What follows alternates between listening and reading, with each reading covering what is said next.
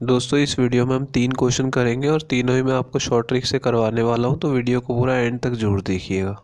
तो आइए दोस्तों शुरू करते हैं। देखिए यहाँ पे एक विक्रेता दो वस्तुओं में से प्रत्येक को 498 में बेचता है। यदि एक वस्तु पर उसे 14% का लाभ होता है और दूसरे पे 14% की हानि, तो उसे कुल कितने प्रतिशत की हानि हुई। ठीक है, इस टाइप के क्वेश्चन में क्या होगा, दोनों वस्तुओं का आपको प्रत्येक का विक्रय मूल्य दिया होगा। ठीक है, और आपसे हानि का प्रतिशत पूछा होगा। ठीक है, तो दोस्तों इस टाइप के क्वेश्चन में जो शॉर्ट ट्रिक लगेगी वो हानि प्रतिशत पे लगेगी, क्योंकि इस टाइप के क्वेश्चन में हमेशा हानि ही होती है। ठीक है, तो हानि का प्रतिशत इसमें क्या शॉर्ट ट्रिक आएगी, एक्स स्क्वायर बटे में 100।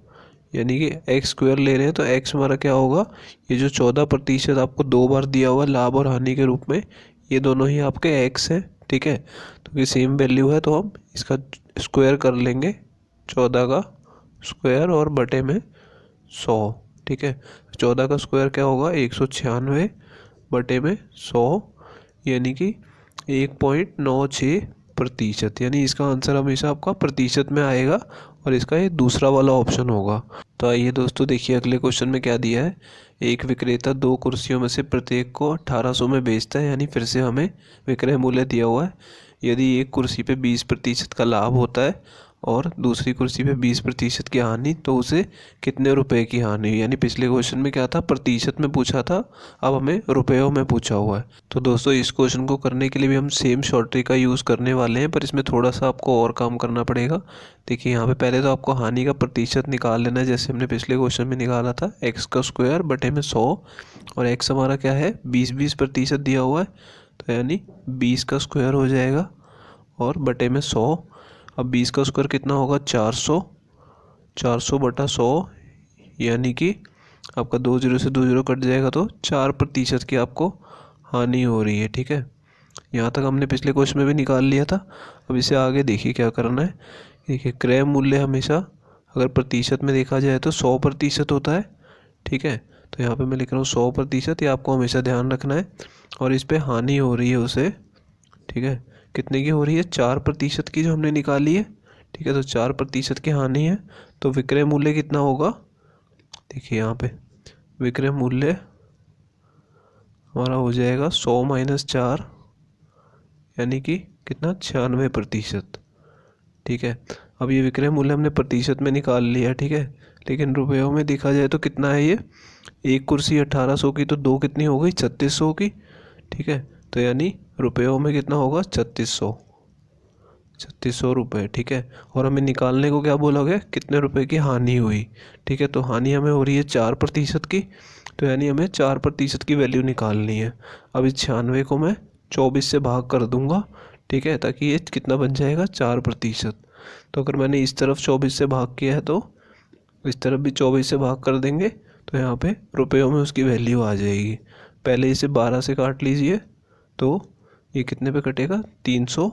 ठीक है, 300 बटा 2, यानी 2 से काटेंगे तो 150 रुपये इसका आंसर आ जाएगा। तीसरा ऑप्शन करेक्ट है।